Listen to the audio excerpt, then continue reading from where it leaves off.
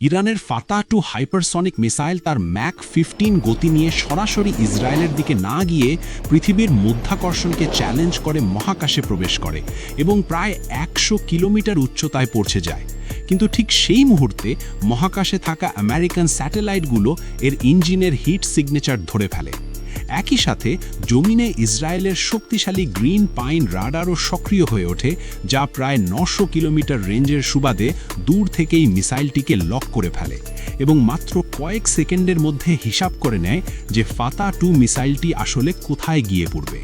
যখন ফাতা-2 মহাকাশে থাকে তখন ইসরায়েল তার সবচেয়ে আধুনিক প্রতিরক্ষা ব্যবস্থা অ্যারো 3 ছুড়ে দেয়, যা মহাকাশে গিয়ে মিসাইলটিকে ইন্টারসেপ্ট করার চেষ্টা করে।